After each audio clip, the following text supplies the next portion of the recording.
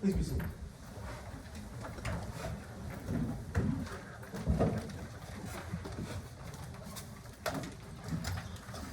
Good afternoon, everybody. Welcome to the finals. These are 14-minute submissions, 1 minute right of reply, and 1 minute indulgences on top of the 14 minutes. Time is strict, so once our clerk stands up and notifies you that time is up, please cease your submissions and return to your tables. This time, we invite the applicant to take the podium and begin their submissions.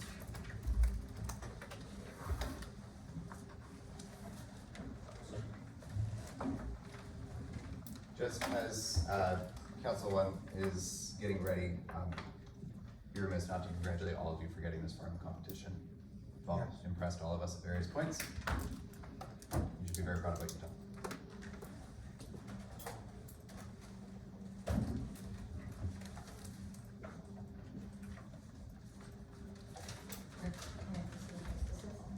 The clerk, are you ready to time? Good. My colleagues are ready to go. You may proceed. Good afternoon, Justices of the Supreme Court of Lions Cup. My name is Helen, and with me is my co-counsel, Mikayla Mifsud. We are here today on behalf of Muhammad Omar Ali, the appellant in the case at bar. Would the court require a brief summary of that? Not necessary, thank you. The appellant has 2 submissions to make today. I will address the first, and my colleague will conclude with the second. First, it is our submission that the correspondence test set out in the Crown and Brown should be the test that is applied when assessing racial profiling claims. Our second submission is that the trial judge failed to properly assess Mr. Ali's racial profiling claim and therefore erred in his assessment of the reasonableness of the request to leave the vehicle as well as the subsequent arrest. The appellant humbly requests that the Supreme Court of Lions Cup set aside the judgment of the Court of Appeal for Saskatchewan and order a new trial.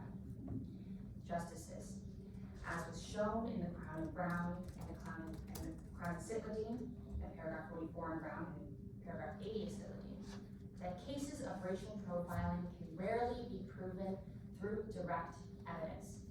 This is true because officers are unlike. Can you direct me to the definition of racial profiling that you would like us to use? The definition we would like you to use, Justice, was established in Lee at paragraph 76, that racial profiling occurs when race or racial stereotypes are used either consciously or unconsciously and to any degree in the selection or treatment of a suspect. And which one applies in this case? Was it conscious on behalf of the officer, or was it unconscious? The appellant submits that the trial judge erred in not looking at this unconscious bias by the police officers. Now, again, this is the reason that we must look at unconscious bias is precisely because direct testimony is unlikely to arise as proof.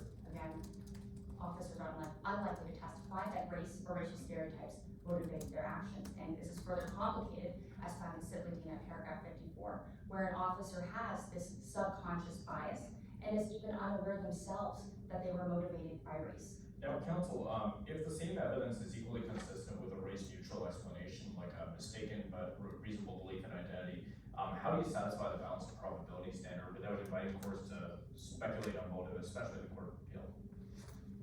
Well, Justice, racial profiling, as noted in Lee and in the case at bar, is a question of motivation. And it's a question that considers whether or not racial profiling was engaged, despite whether or not the police had reasonable grounds to act as they did on the standard of the charter. Racial profiling, when placed in front of a court, asks the court to consider whether subconscious bias was involved, and if the circumstances, the totality of the circumstances of a case could, as found in Brown, correspond to the phenomenon of racial profiling. Now, this phenomenon can be found in detail in the social science literature and in relevant case law. And a trial judge must look not just to direct evidence, but to circumstantial evidence that describes the circumstance of the interaction that could correspond with the notion of racial profiling. Can you take us to the, sorry, did you want to? Take us to the circumstantial evidence to which you refer. Justice. It's on the record.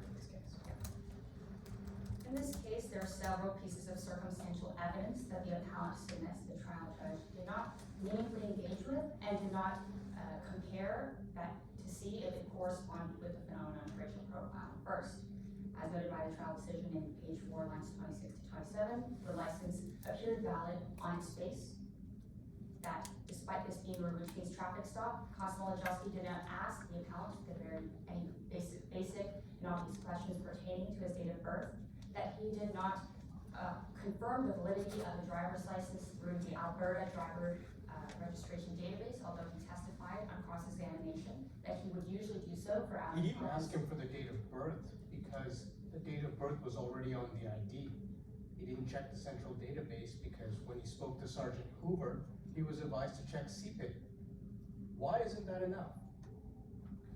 Well, Justice, the appellant brings up the divergence from what he testifies as his standard practice because it showcases a certain piece of circumstantial evidence that the officer acted differently in this case that could be used as a factual indicator that could correspond with the phenomenon of racial profiling. So you say these factors were enough to raise the specter of racial profiling such that the judge could well have made a different finding in this particular case. The trial judge disagreed. The trial judge reviewed all of these facts, as you pointed out, and came to a conclusion that there was no racial bias. So how is what you're asking us to do any different from simply reweighing the evidence, which as appellate courts we are loath to do, but for a palpable and overriding error? I understand your concern there, Justice. However, the appellant submits that the trial judge did not engage with these facts meaningfully. He merely stated them and did not include them in his specific racial profiling analysis. And to turn to such analysis in the case of, and the trial decision at page 13, it's first noted by the trial judge that his first point relates to the testimony and the credibility of Constable Angelski. So which line is he making that point at? I'm at page 13. Yeah. I requested that you note this. He begins looking at Constable Angelski as a credible witness at line 9 and finishes at line 21.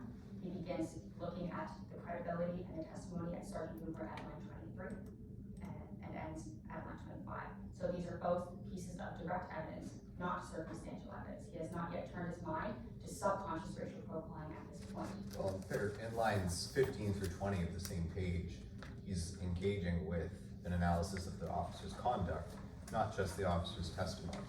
And so you'd agree, obviously, that observations of the officer's conduct, not direct evidence, it's circumstantial evidence, potentially, of racial profiling. And so where exactly is the failure of the trial judge? It's right here in front of me. He's done the analysis.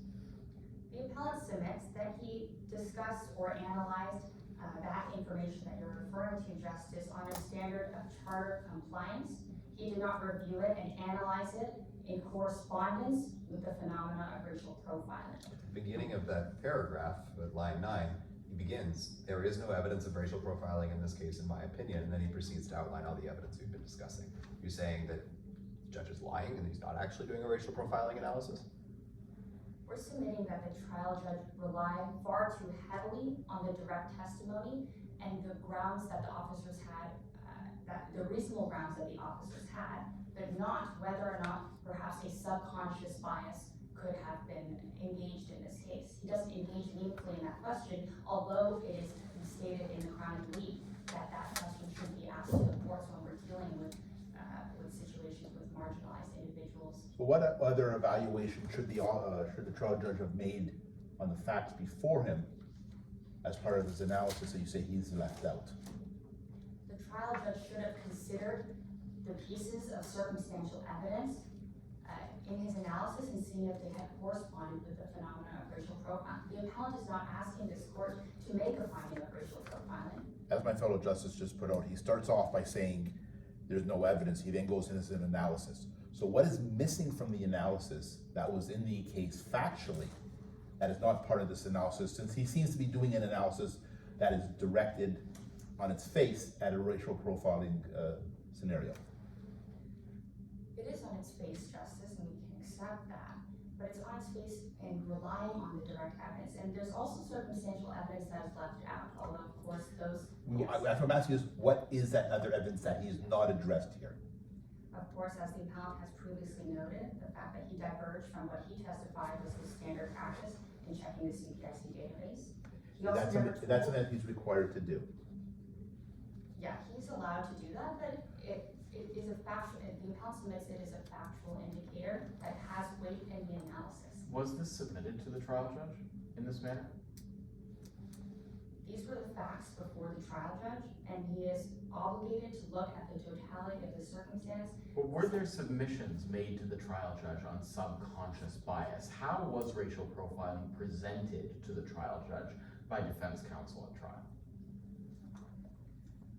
Well, Justice, although we don't have the exact submissions in front of us right now, what the trial judge is still obligated to do as a matter of law is to look and turn his mind to subconscious bias as he's authorized to The do. council has been articulated by now 2 justices that the trial judge has in some way addressed these issues. Perhaps you can provide us with more to allow us to perhaps see your side of the argument. Well, Justice, there's also other circumstantial evidence that he does not note in his racial profiling analysis. First, that Constable Jelski never told the appellant that he was being charged with obstruction, nor was there mention of this charge in his notes. So counsel, I'm sorry, I have to ask, is your submission that there was no inquiry into the subconscious bias or not enough? The appellant's submission is that there was no inquiry into the subconscious bias, as we can see from the trial judge's decision. Now, Go ahead. now, counsel, related to that, is it your position that any cross-racial interaction involving a discretionary police decision should trigger a presumption of racial profiling? And if not, what specific indicia in this case distinguish between correlation and causation? Because in this case, we're talking about similarities. We're talking about similarities between what was on a bulletin and the characteristics of Mr. Ali. So what differentiates between correlation and causation? And should a cross-racial interaction trigger a presumption of racial profiling in all cases? That's a very important concern, Justice. It's important we don't mistake correlation for causation. The appellant is submitting that the actions by police diverge significantly enough from what could be standard. Again, so Constable Jelski knows Mr. Ali's race from the start, so he knows his race. Is it your position then before this court that deviating from standard police procedure is racial profiling? Is that enough? By itself, it is not enough, Justice. It's not determinative of our analysis. That's but one point of the circumstantial evidence we bring. We'll also bring to note in front of this court as well the point that the officers could see the scars that were indicated on the CPIC database from outside the vehicle and Mr. Ali sitting in the vehicle. And yet, they asked Mr. Ali to exit the vehicle anyway. We state that this is also a divergence in practice and perhaps a peculiar action by police that could have been scrutinized by the trial judge, but was not. Instead, he focused only on the testimony. Peculiar perhaps, but was it unlawful? No, Justice, but as found in the Crown and Lee, actions by the police do not need to be non-charter compliant for racial profiling to manifest itself. Counsel, your answer to my colleague was just that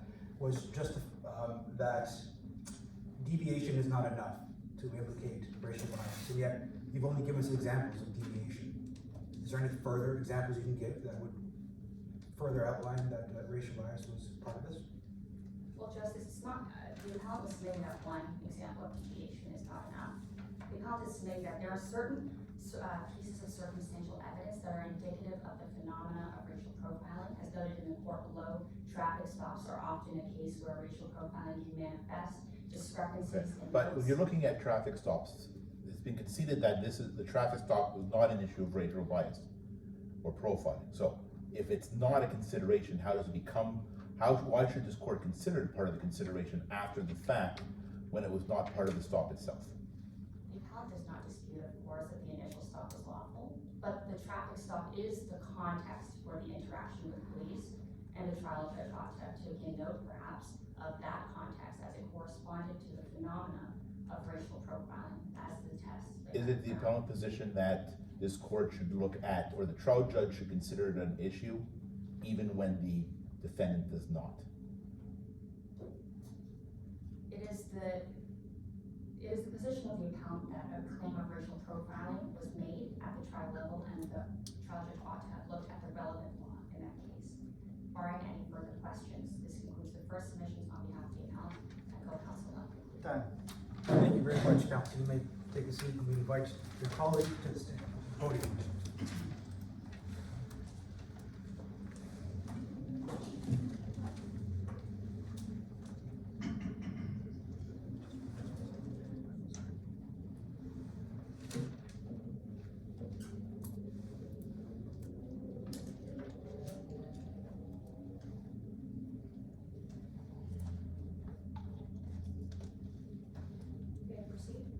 Of course. Good afternoon, Justices of the Supreme Court of Lions Cup. My name is Mikayla Mifsud, and I'll be conducting the final submission on behalf of the appellant in the case at bar. For our final submission and to address the last issue on appeal, it is our position the last issues on appeal. It is our position the trial judge failed to properly assess Mr. Omar Ali's racial profiling claim, and thus erred in his assessment of the officer's request to leave the SUV and the subsequent arrest of the appellant. So Ms. Mifsud, excuse me, Ms. Mifsud, I am curious about this. So your colleague tells us that we should set out the test of Brown, the correspondence test, as the applicable law for the evaluation of racial profiling cases at the trial level.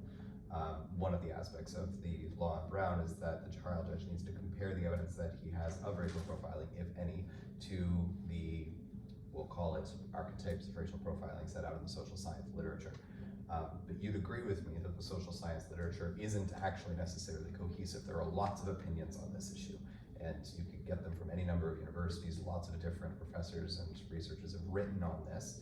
And so wouldn't that leave the trial judge in a bit of an impossible situation if they're having to look at, first of all, the sum total of this internally inconsistent body of literature, and then compare facts like the ones in your client's case to that body of literature? Can you help me with that? Of course. Well, Justice, you bring up a valid concern, and the appellant returned you to particular types of social science literature that has been relied on previously by credible individuals, such as Tanovich's article, Applying Racial Profiling Correspondence Test. This was relied on in the case of Lee. But in any event, there's also, we can turn to other case law, which has noted reliable sources as well, such as the one that the appellant has mentioned. And such literature indicates that there are particular indica of racial phenomena that the appellant would submit were present in this case and deserve proper scrutiny. Sorry, if I could just follow up on my question with Chief Justice's indulgence. Yes, you may follow up. Thank you. So, doesn't this test expose trial judges to the risk of being appealed because they referred to the wrong social science literature? There's literature referred to by Justice Doherty and Brown. There's literature referred to by the Supreme Court in Lee. Do we need appellate endorsement of the social science literature in question in order for trial judges to feel safe relying on it? Or are we kind of throwing them to the wolves in some respect by asking them to figure it out themselves, what literature to refer to? Well, Justice, upon appellate review, we owe deference to the trial judge's finding of fact. The trial judge finds, absent palpable and overriding error, that the literature appears to be accurate and indicating good information to use in the case at bar, then we owe deference to that finding. And in cases of Lee, the article applying the racial profiling correspondence test was found to be credible, and it listed particular indicators, such as whether or not the police conduct took place in a context where racial profiling often manifests itself, as my colleague alluded to. Discrepancies or irregularities in the officer's notes or testimony, and deviations from standard police practices. So we turn to these types of indica and whether they correspond with the factual matrix of the case at bar. Because these indicia are set out in the literature cited by Justice Doherty and Brown. For example, yes, Justice. And so, again, you're asking us to accept that the trial judge failed to properly assess the racial profiling claim in the context of the analysis that he was doing about the stop of the vehicle, the individual being instructed to exit the car, etc. But that literature was known to Justice Doherty, is there any reason for us to believe or expect as an appellate court that the trial judge should be aware of that same literature? Like, where's the error exactly? Well, Justice, the case that we're discussing here is an Ontario case, and we would submit that this is an important and persuasive case that the trial judge had access to. The trial judge also had access to other important persuasive cases, such as Dudhey or Sitladine. Ontario cases. Ontario cases, that is correct. And although they are not binding, we would submit that they are extremely persuasive. Is the failure to consider a persuasive decision amount to palpable and overriding error? Justice, it is not our position that there was palpable and overriding error on any finding of fact by the trial judge, but rather that there was an error in law. And though the court is not binded by these particular rulings, we would submit that in Lee, it was found that these unconscious biases are hard to discern and hard to ascertain from just direct evidence. And this is also noted by Justice Pachoco in Dudhey, where he writes that racial profiling can occur, regardless of whether police action that the racial profiling cause could be justified independently from racial stereotyping. And this is also noted in Parrott as well, in paragraph 91. Which court gave us Parrott? Pardon me? Which court gave us that last case you just cited? Would you grant me a brief indulgence to consult my notes? Yes.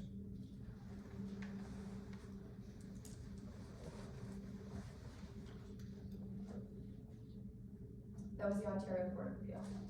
So it sounds like there's a gargantuan weight of authority on this in Ontario, which you concede that the Saskatchewan trial judge was not bound by, and you're asking us to find that he committed a legal error by not referring to it.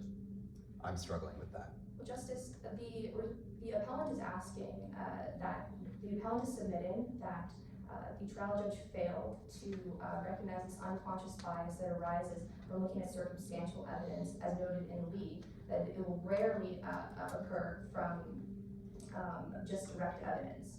So it would be our position that it was a failure to analyze the circumstantial evidence that could have led him to this conclusion. But without binding precedent, isn't that really a mistake of fact, reviewable on a palpable and overriding error standard? If we have a binding precedent, then it's a mistake of law not to apply the correct law. But without a binding precedent, it's what you're really taking issue with is the trial judge's interpretation of the facts. Wouldn't you agree? No, Justice. The appellant would disagree that it would be a palpable and overriding error. It's not a submission that he made the error on a finding of fact, but rather by incorrectly analyzing the evidence in front of them, by not scrutinizing the potential for there to be an unconscious bias, that he erred in law. And this was noted in Lee that the unconscious bias can be present in circumstantial evidence. And so by not properly scrutinizing this circumstantial evidence, we would submit that as the error of law. So you're saying So you can follow up with your question and you can proceed afterwards. Are you saying that Lee stands for the proposition that racial bias must be analyzed through circumstantial evidence and with regard to potential unconscious bias? And if so, what is the statement in Lee that you are relying on? That was my question, so my colleague and I are on the same page. Could you repeat your question, Justice?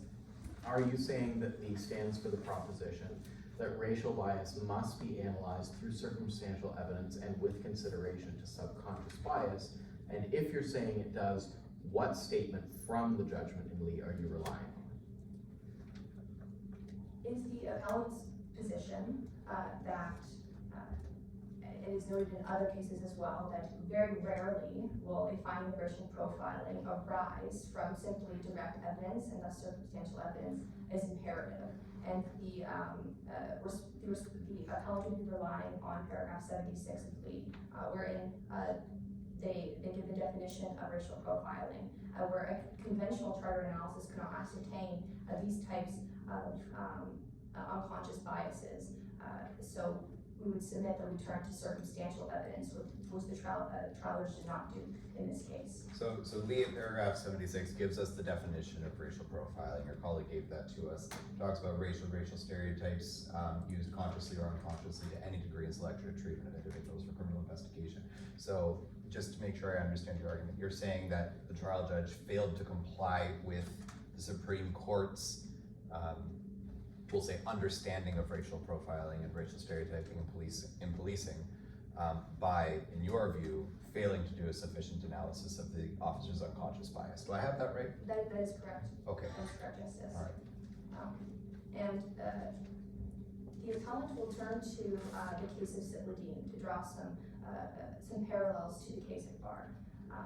These sorts of discrepancies that we see in the case of Barr, such as irregularities between the officer's notes, the reports, the divergence from typical practice of what he submitted, that he testified would have been a typical practice.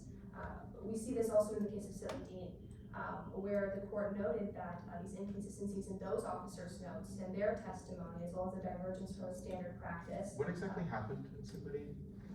Quick facts of that Of case. Sitladine? Yes, please. Would you give me a moment's indulgence to check my notes? Yes.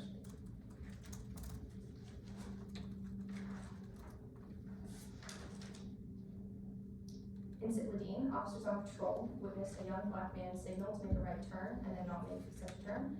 They pulled him over and he was unable to provide them with an ID and gave him his brother's name. The officer seized a pill bottle with the appellant's name on it and had misspelled the name on the CIPC search. Officers arrested the appellant for driving while suspended because they could not confirm the identity. And the trial judge found the breach of Section 8 and Section 9, but no racial profiling and state accepted evidence from one of the officer's grounds, and the appeal was allowed, and the appeal was allowed. And was the racial profiling with respect to actions that occurred during the detention, or is the racial profiling determined in Sitladine to be the cause of the initial stop? In Sitladine? Yes. Could you repeat your question, Justice? What I'm getting at is that a lot of the precedents are about initial stops, which are driven by racial profiling, and a lot of the social science research that you've cited to us is about initial stops that are driven by racial profiling. And I'm wondering how the trial judge is to wrestle with the fact that there doesn't seem to be a precedent or social science put before either persuasive or binding authority that deals with the influence of racial profiling as it emerges in the middle of a stop where the stop itself is not alleged to have been caused by racial profiling. Help me with that. Well, Justice, we would submit that the indica of racial profiling, the correspondence test, this method corresponding to what the social science literature provides us with as being indicators of racial profiling, would weigh us in the analysis on the factual matrix. And There is a significant difference here in the factual matrix between the two cases. Specifically, signaling to turn right and then choosing not to turn right is not illegal. Operating a cell phone while in traffic is illegal. How do you address that difference? I'll answer your question in two parts, if I may. Firstly, it is not the appellant's position that the initial detention for the traffic violation was tainted by racial profiling, nor is it our position that it was illegal. Secondly, the appellant is not stating that the facts are perfectly parallel to that of Sitladine, but rather the appellant is trying to draw a parallel between this case and Sitladine, where it was found that the trial judge did not meaningfully engage with this methodology of comparing and corresponding with the indica of racial profiling. Counsel, what I'm getting at is, isn't there a significant difference between interfering with someone who's just going about their day in an entirely lawful and unsuspect manner due to racial profiling and subconscious bias, and then dealing with the complexities of information and inconsistencies that emerge in a live situation started by a completely lawful stop? Justices, I see my time is nearly elapsed. May I ask for indulgence? You may have a minute, yes. Well, Justice, in either case, if racial profiling is found to have manifested itself at any point throughout the police interaction, regardless whether it's at the start, whether it emerges as they're conducting the investigation, as they're doing their conduct, it still creates an unlawful situation. It still taints the police officers. Yes, counsel, but I believe what my colleague, my fellow justice is trying to get at essentially the point in which the racial bias is perceived to have begun. And as it was stated, somebody going about their business and being pulled over for the simple fact that they are somebody of racialized origin or persons is not the same as inconsistencies during the stop that may arouse suspicion. Justice, it would be our submission that, if I can have a moment's indulgence to answer your I question, believe I have 30 seconds left. that the analysis remains the same. When trial judges are evaluating claims of racial profiling, they should correspond them with the indica of racial profiling as noted in persuasive or non-binding cases, as in the literature, as it indicates that there's a potential on balance of probabilities for racial profiling, whether it occurred at the start or the finish. Barring any further questions, this concludes submissions on behalf of the appellant. Thank you, counsel. The court thanks the appellants for the submissions and invites the respondents to begin their submissions.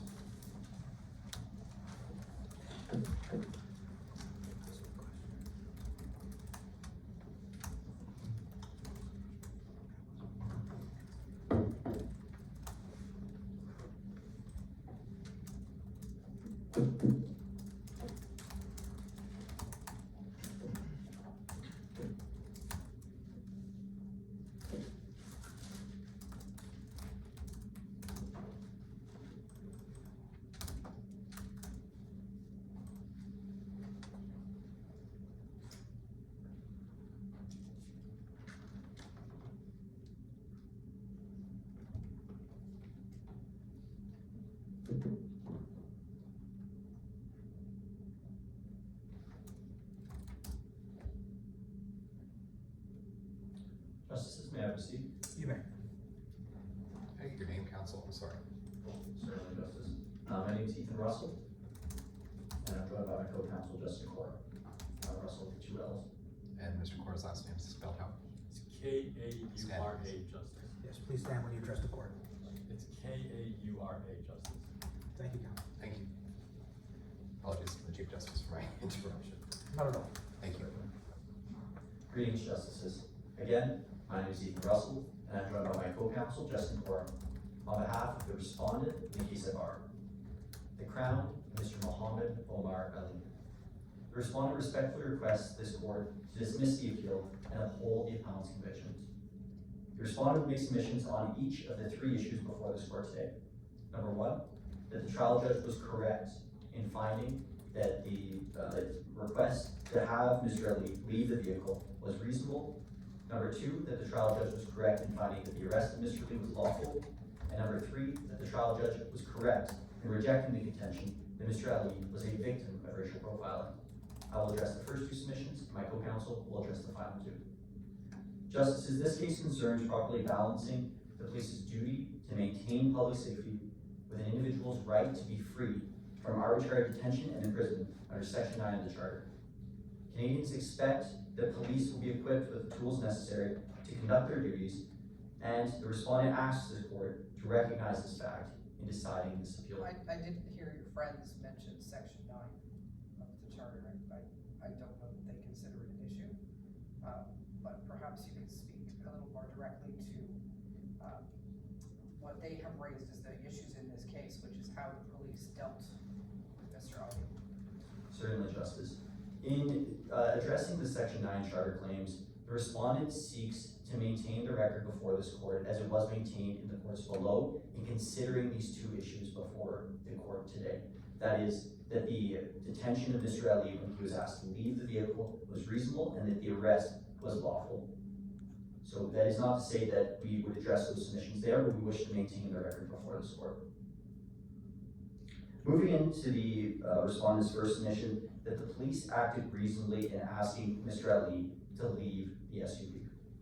In making this submission, the respondent recognizes my friend's claim that this was a peculiar request. However, to this extent, the respondent wishes to make the claim that this was reasonable for the officers to undertake. And this was, What was the reason? Why did the driver have to step out of the vehicle? certainly, this was because the officers had no other way of verifying Mr. Ali's identity. But counsel, That was sorry, not- go ahead, go ahead. Sorry.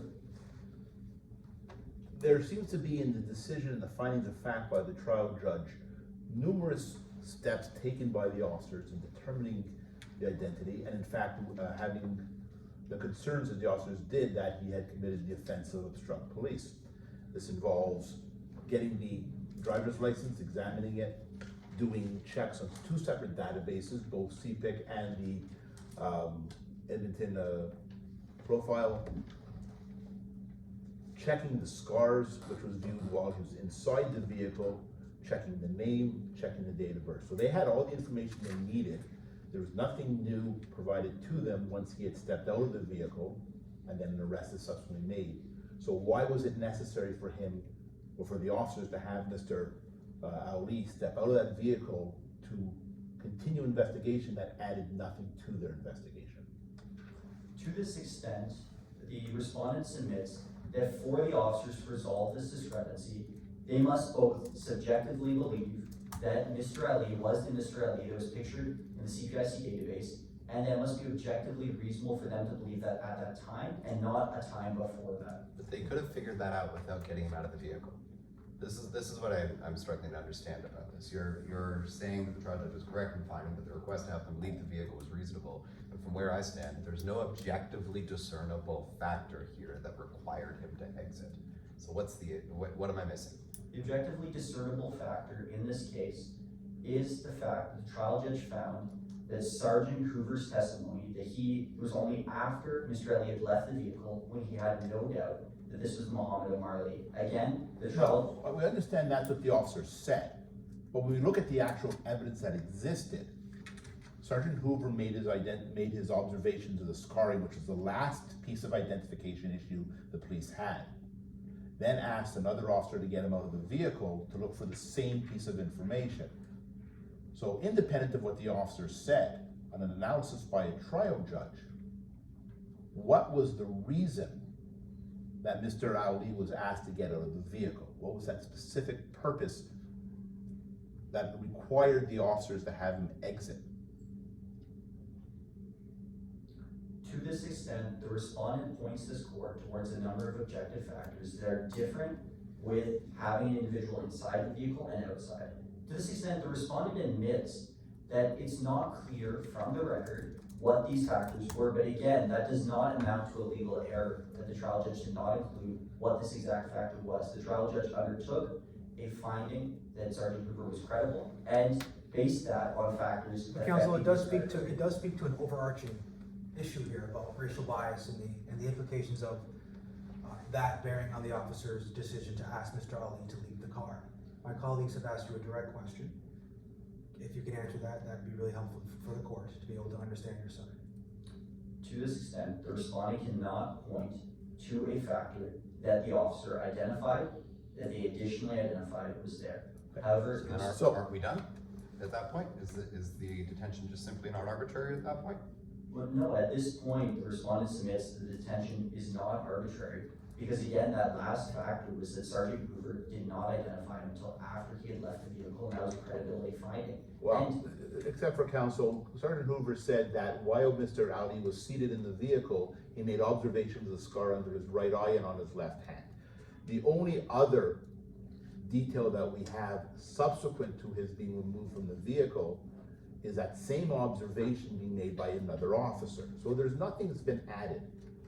If there's a requirement to bring Mr. Ali out of the car for a legitimate, reasonable basis as part of an investigation, what is it not incumbent on the Crown to be able to indicate when it's been challenged under the charter for that specific reason to be articulated so that a trial judge can make a proper analysis as to whether or not there's been a violation of one's charter rights or whether or not the police are acting in an arbitrary fashion.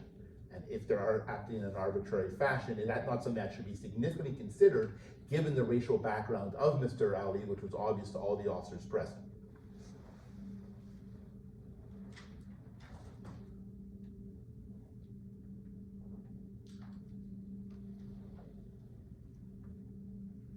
Again, to this extent, the factors that the trial judge took into the credibility assessment were available to him on the testimony of Sergeant Hoover.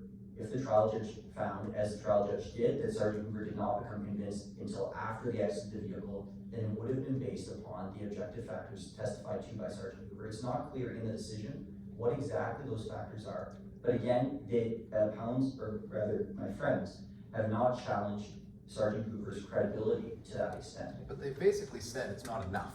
Like, the officer can testify to whatever he wants, but to evaluate the things he's testified to and not the circumstantial evidence is to do an incomplete analysis in looking for the existence of racial bias, which I think is the thrust of your friend's position. So help us with that. Is that not true? Can you rephrase your question? Sure. Please? It's a complicated question, I'm Sure. sorry. But the gist of it is this.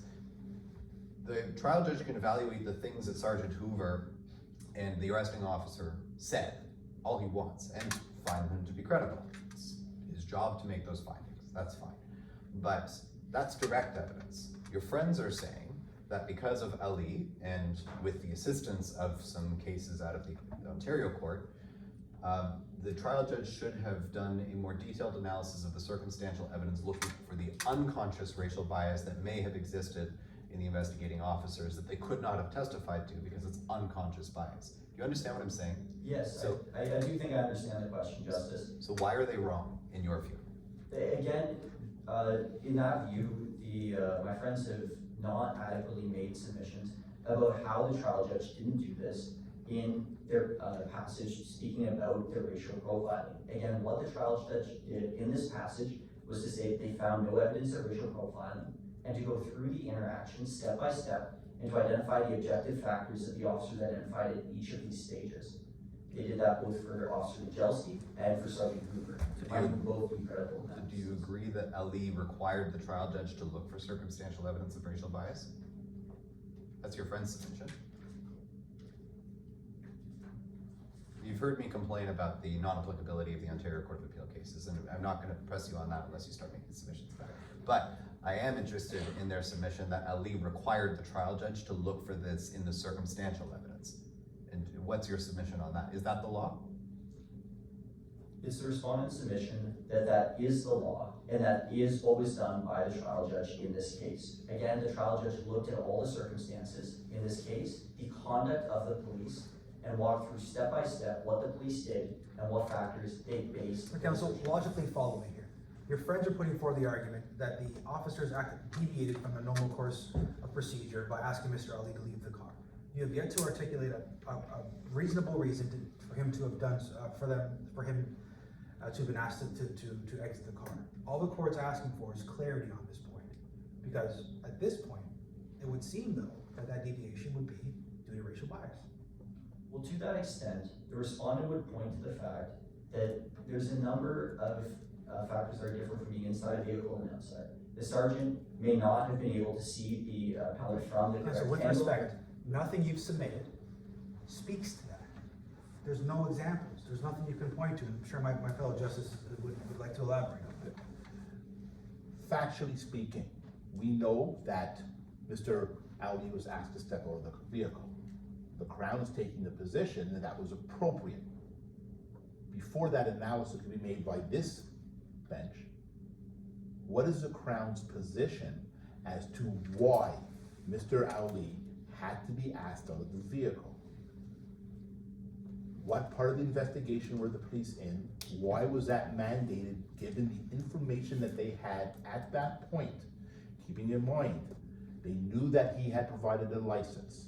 They knew that there was a discrepancy between the date of birth, the spelling of the name, between that license and the bulletin and the CPIC database. They knew that the physical characteristics described in the bulletin on CPIC consistent with the physical characteristics of Mr. Ali, and they had the belief that the information or the document was false. So given those facts that were the finding by the trial court, what was the basis for the officers to require him to get out, to where the only thing that changed was that a second officer made the same observation? Because if there isn't an explanation for this, then we are left to speculate as to why this happened, and it could lean us in the direction of finding that there's a risk of unconscious bias here. So help us.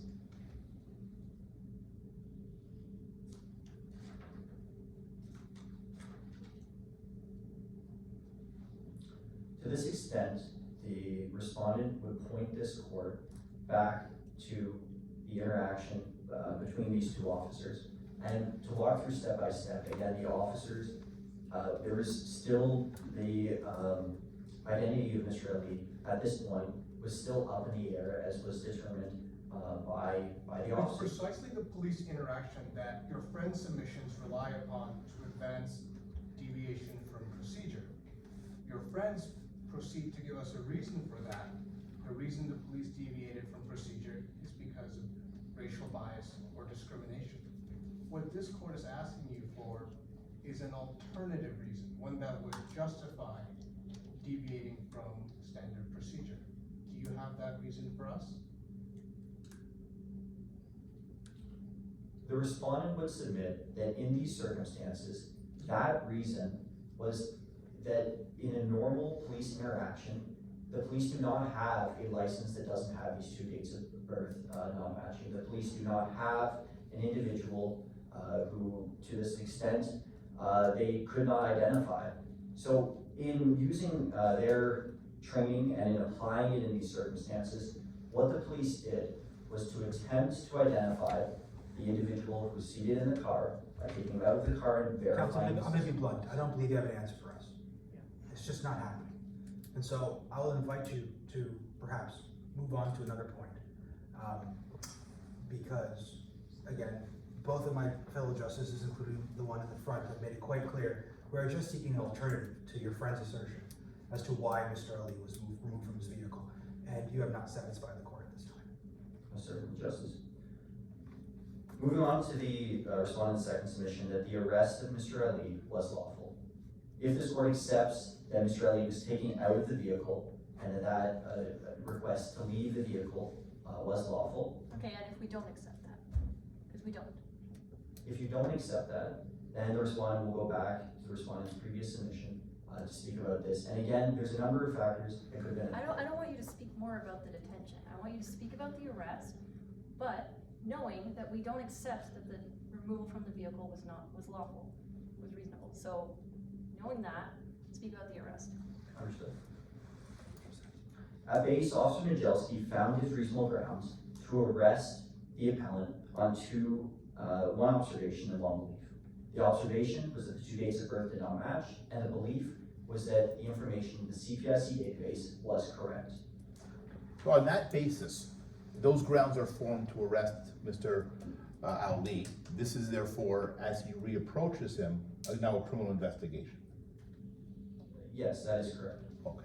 So at that point in time, before he's asked to exit the vehicle, does he not have other rights under the charter subject to section 7, section 10A and 10B, which are not complied with by the officers? To that extent, the respondent would point this court to the trial judge's reasons. And if I may have a brief indulgence to conclude. You have 1 minute. Are you requesting further time? Just to answer the question and then to conclude. That's Thank fine. you, Justice.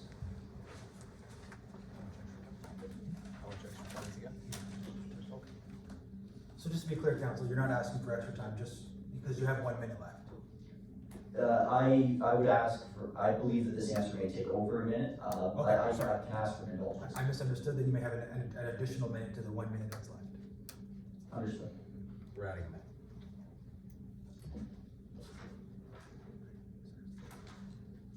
The trial judge found at page 9, line 10 of the trial judge's reasons that all the actions taken before Mr. Ali was removed from the vehicle were taken pursuant to the investigation under the Traffic Safety Act. And that was to issue the ticket to the driver of the motor vehicle. But counsel, you just conceded or just indicated that the Crown's position was that prior to him being removed from the act, they had reasonable probable grounds to arrest for criminal activity. So it's no longer an investigation of the Traffic Act, so that has been left aside.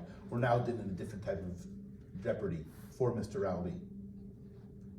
To that extent, the respondent's submission is that just because they have these reasonable and probable grounds, it does not mean that they have to pursue them under the offense of obstruction. Again, they can still continue to ensure that they're issuing this correct ticket to the correct individual, and that's what the trial judge found. They continue to do so until after they remove them from the vehicle, and until after. That's the issue, what the trial judge found, as opposed to what the Crown is conceding was done, because shortly after he's brought out of the vehicle, he's arrested for that offense, which they said they had the reasonable grounds to arrest him for prior to his removal.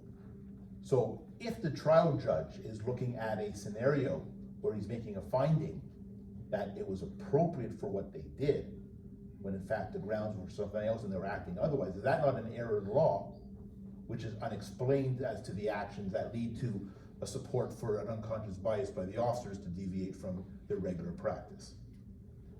Thank you, Councilman. Normally I would have given you time to answer that question, but we are on tight timeline, so thank you very much. Thank you for your submissions.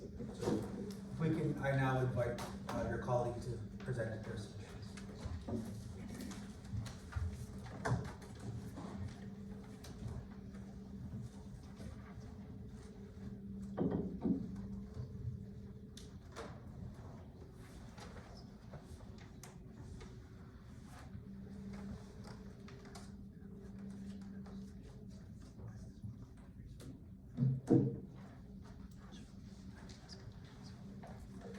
Mr. Clark. Mr. Clark, am I saying your name right? Yes. Just let us know when you begin. I actually have a question for you off the bat.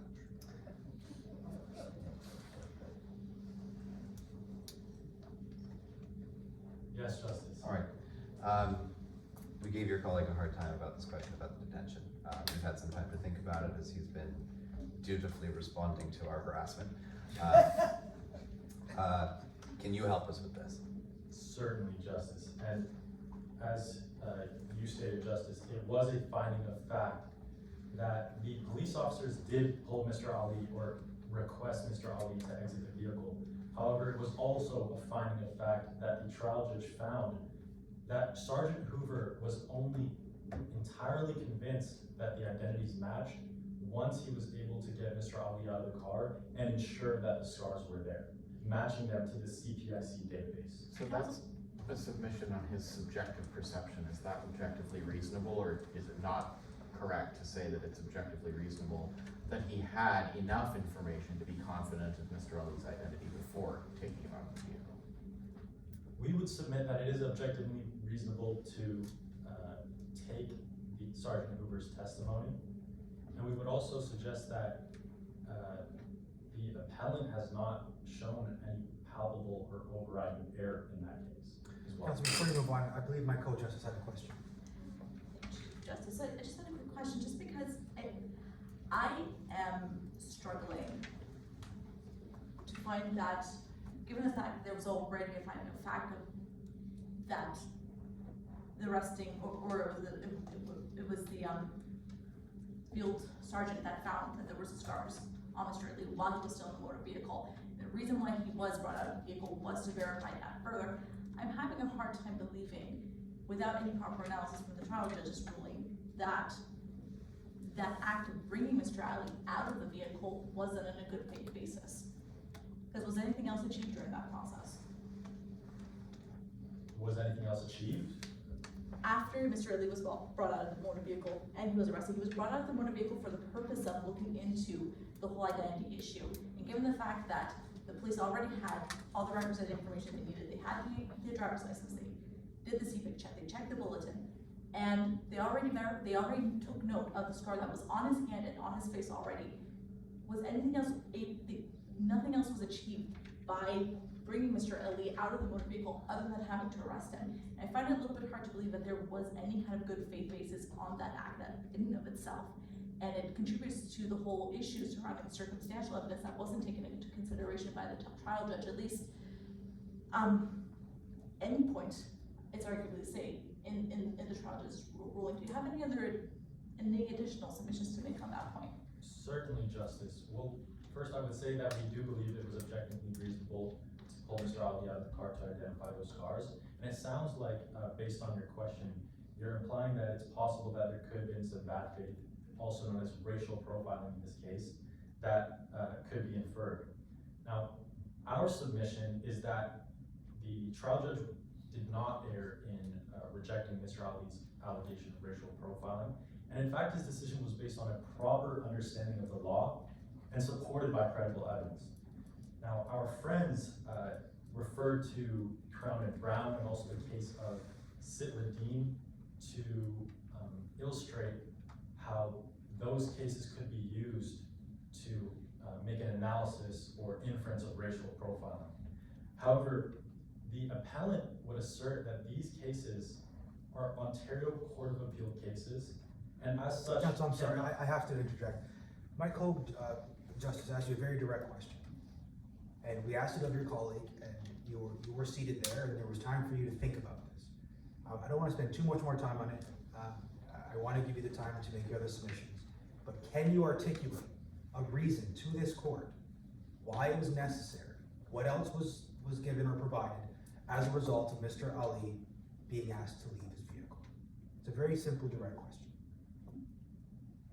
It was necessary to ask Mr. Ali to leave his vehicle in order to confirm his identity by further observing the scars. Okay, thank you. So you're saying the observations were, you're saying that the quality of the observations that the officers made of the applicant, or sorry, of the appellant, excuse me, were enhanced by his removal from the vehicle such that they could only confirm those observations once he was removed? Is that what your submission is? Yes, and this was what the trial judge found. I understand. Thank you. Now, in order to respond to your question, Lee, however, is an authority on this issue, being a Supreme Court case, and we do understand that our friends noted that racial profiling can be conscious or unconscious. However, that is not the test for racial profiling. If I draw your attention to paragraph 76 of the case Lee, it defines racial profiling as conduct by authorities influenced by actual or presumed membership in a racialized group without factual grounds or reasonable suspicion, resulting in differential treatment. This is the test for racial profiling, and the trial judge did take this into account. If you look at paragraph 37 of Allred, it explains how the trial judge does not have to self-instruct. Now, if I could draw your attention to paragraph 100. Sorry, counsel, before you get into that, if Constable Nadelsky had cultural knowledge that could explain a birthday discrepancy for one ethnic group but not another, how can the Crown argue that the officer's belief in false ID was objectively reasonable? Doesn't that raise concerns of differential treatment based on color? I understand your question, Justice. The trial judge did find that Constable Nadelsky knew about the Greek immigrants being given normal birth dates, but there's no evidence to suggest that that was in his mind. He did testify to that after the fact, but there's no evidence to suggest that that flashed in his mind during the interaction. Well, isn't that indicia of exactly the type of subconscious bias that your friends are indicating when faced with a racialized individual during a stop? The officer's mind, instead of going to the benign explanation, as it might have had that person been Greek or someone who looks like me, it goes to the nefarious explanation. The officer subjectively thinks that they're just proceeding normally, but they're influenced by the subconscious bias because of what pops into their head first. So doesn't that actually support what your friends are saying? Well, respectfully, Justice, I would reply to that question by putting forward this. If it is circumstantial evidence, if the fact that Constable Nadelsky did not ask about Mr. Ali's immigration status or nationality, if that is circumstantial evidence that leads to an allegation of racial profiling. Well, he doesn't even have to ask about immigration status or nationality or anything else.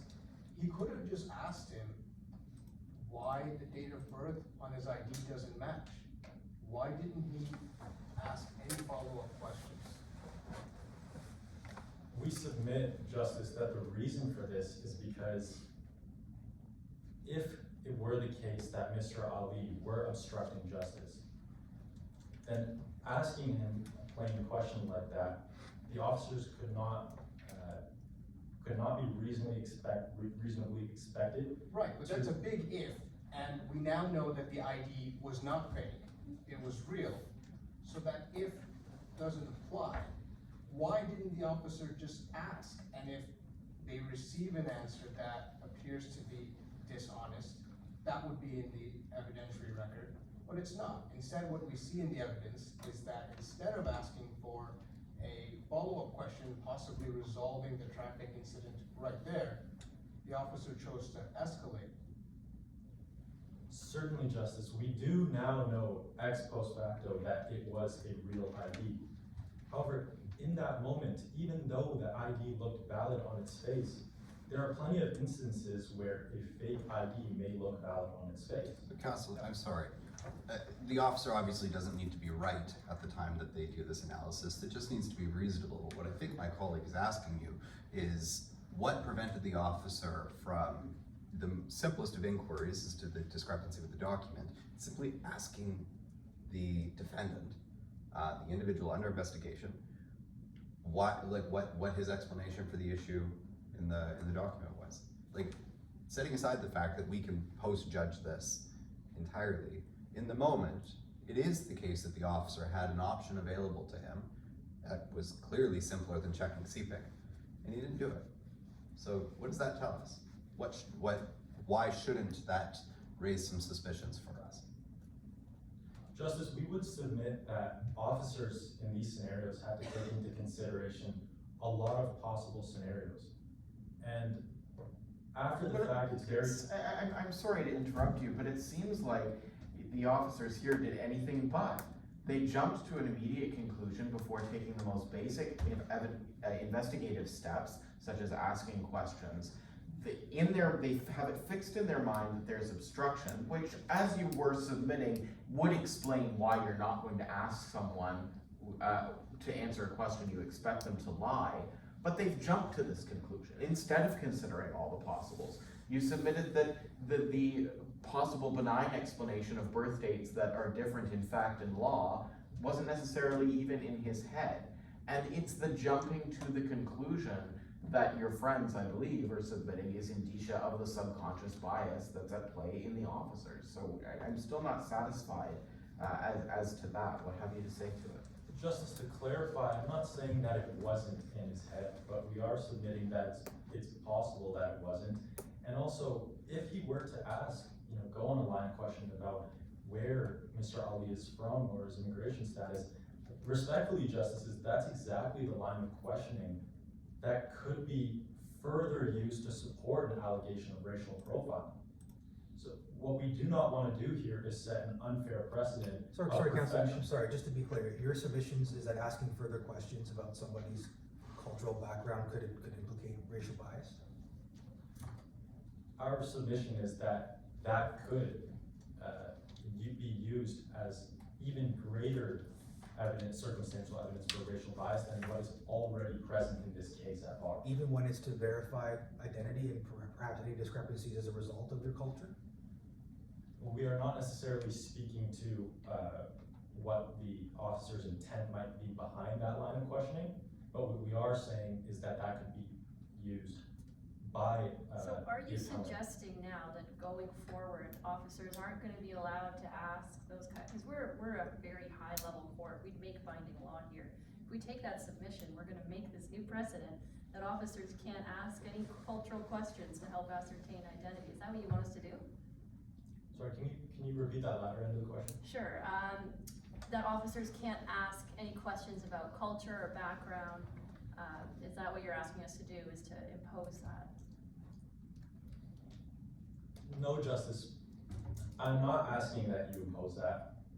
I'm simply stating that if Sergeant Nijelski were to go on to that line of questioning, that would seem as even greater circumstantial evidence to infer racial Right, profiling. but so you are asking us to say that officers can't ask those kinds of questions because then it's racial profiling. That's what your submission is.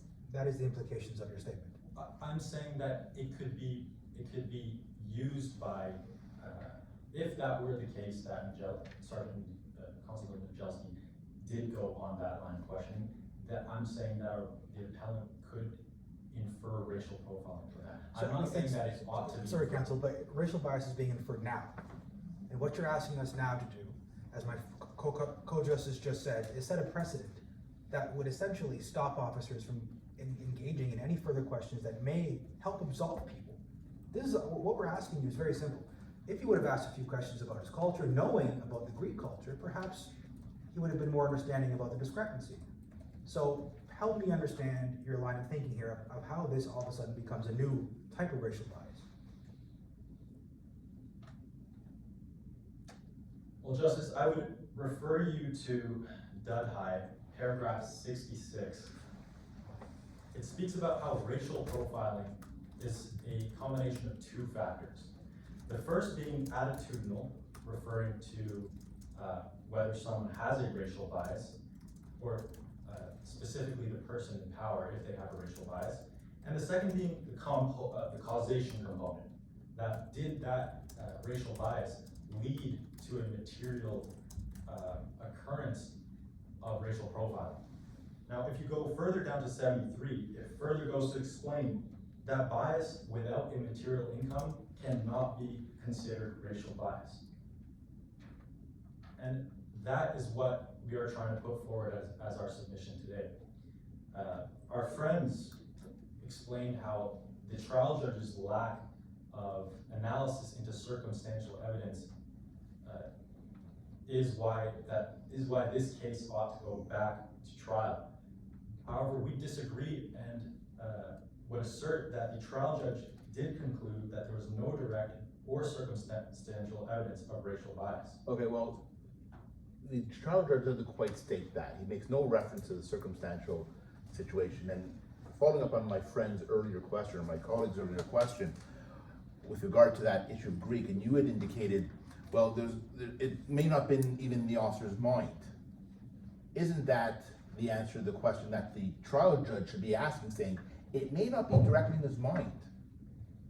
And that's what we have to be concerned. Is that not the analysis that the trial judge should be making when analyzing the specific facts that he found to determine whether or not in law there may be that issue of unconscionable? The question that was put to you, shouldn't that be the question that the trial judge puts in his analysis, which was not done anywhere in his decision? Counsel, you have 30 seconds to answer that question, and those will be your submissions. Well, I would refer you to paragraph 100 of the Ontario Court of Appeal decision.